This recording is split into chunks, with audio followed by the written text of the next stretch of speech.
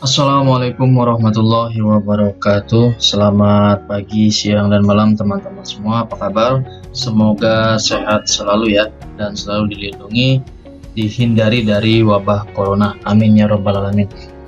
Pada sesi video kali ini saya akan mentutorialkan cara gimana bayar pajak kendaraan bermotor, baik itu motor ataupun mobil, secara online ya, secara online, hanya perlu transfer tanpa perlu ke samsat terkait. Oke, sebelum kita mulai silahkan like video ini and subscribe. Atas like dan subscribe-nya saya ucapkan terima kasih. Tidak membuang-buang waktu, langsung saja kita mulai. Teman-teman hanya perlu mempersiapkan aplikasi Samolnas atau Samsat Online Nasional. Bisa buka di Play Store dengan keyword Samolnas, nanti muncul gambar seperti ini, Samsat Online Nasional. Teman-teman tinggal pilih ini ya, install, lalu klik buka. Nah ini adalah tampilan dari Samsat Online Nasional. Aplikasinya seperti ini. Teman-teman bisa langsung klik apply. Akan muncul notif seperti ini. Masa tanggap darurat COVID-19, pengesahan STNK berlaku 3 bulan dan dianggap sah dan berlaku sebagai bukti pengesahan STNK sampai dengan dikirimkan TBPKP dan stiker pengesahan STNK ke alamat sesuai STNK. Nah, jadi kalau notif di sini diterangkan bahwasanya nanti kita akan menerima STNK berupa elektronik seperti itu sah sebagai STNK atau STNK pajak yang sudah dibayar. Nanti yang aslinya akan dikirim ke alamat. Notifnya seperti itu. Kenyataannya seperti apa? Nah, lihat selanjutnya. Karena saya sudah mempraktekkan terlebih dahulu. Oke, next. Nah, ini ada tampilan menunya. Bisa kita lihat teman-teman. Kalau untuk info pajak di sini ya sudah saya terangkan di video saya sebelumnya. Sekarang adalah untuk bayar pajak kendaraannya. Kalau hanya info berapa biayanya di sini, berapa pajaknya di sini. Kalau untuk memproses bayar pajak kendaraannya, teman-teman bisa masuk ke menu pendaftaran. Klik pendaftaran. Muncul notif seperti ini. Perhatian. Stiker pengesahan STNK akan dikirim ke alamat yang tertera di STNK.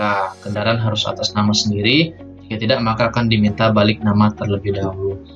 Kalau poin ini saya bisa katakan ini tidak, bisa tetap pakai KTP lain, bukan KTP kita sendiri. Yang penting kita punya KTP-nya ya. Yang penting kita punya KTP-nya.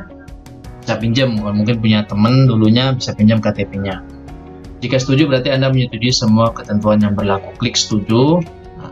Ini muncul seperti ini.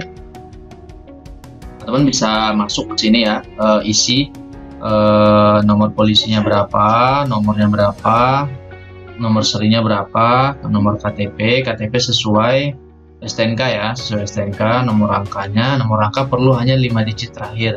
Bisa dilihat di BPKB. Ada di BPKB lembar kedua. Lalu kota ponsel dan email.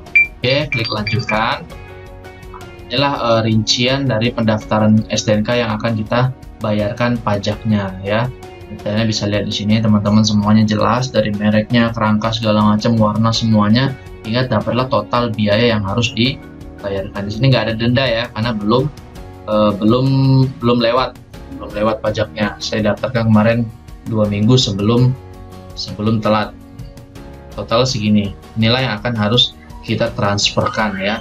Transfernya kemana? Nah, setelah kita klik setuju, dia akan muncul billingnya, kode bayar. Kita bayarnya ke nomor rekening ini.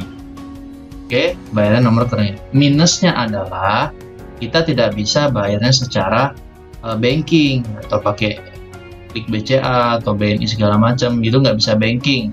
Bisanya hanya ke ATM terdekat. Nah, itu minusnya. Jadi ya, sedikit repot bayarnya harus ke ATM. Saya sudah mencoba di banking, itu nggak ada pembayaran tentang pajak kendaraan, jadi harus ke ATM. Itu salah satu minusnya. Tinggal salin kode, teman-teman bisa langsung ke ATM dan bayarkan pajaknya. Nanti setelah ke ATM, oke sebelumnya teman-teman ke ATM kan belum tahu tuh prosesnya gimana. Bisa lihat di sini ya di panduan caranya ini. Setelah kita bayar tadi ini, setelah salin kode, setelah kita proses seperti ini, kita lihat statusnya di info proses. Teman-teman klik info proses, maka akan muncul seperti ini. tanggal daftar kita berapa, nama, nik, kode billing, total, statusnya seperti apa. Status belum dibayar karena memang belum dibayar. Nah, itu ngelihatnya di sini ya, di info proses. Kalau teman mau ngeliat panduan cara transfernya di sini, di panduan ya. Klik panduan, maka akan muncul seperti ini, pendaftaran. Caranya seperti ini. Panduan pembayaran ya. Ini cara panduan pembayarannya, teman-teman bisa lihat nanti di aplikasinya ya. Klik aja panduan pembayaran, nanti akan ditunjukkan caranya, proses dari awal masuk ke ATM hingga sampai proses transfer ya. Maksudnya ke transaksi lainnya ini. Transaksi lainnya, kalau teman-teman pilih pembayaran ini, pembayaran klik, lalu pilih pembayaran untuk pajak ya, MPN atau pajak ini, lalu pilih pajak kendaraan. Nah, itu pembayaran pajak kendaraan. Nih, pilih pembayaran pajak kendaraan. Lalu masukkan kode provinsi, daftar kode provinsi masing-masing. Ini ada daftarnya, silahkan pilih entah itu Banten, atau Jakarta, atau Jambi, pilih ya.